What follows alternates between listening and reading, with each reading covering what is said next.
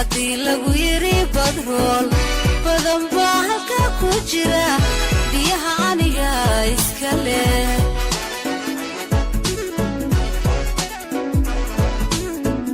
qarankani beec ma noqon dhulkayguna boob ma galo batayduna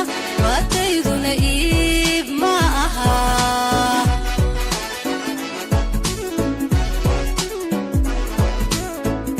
qarankani beec ma noqon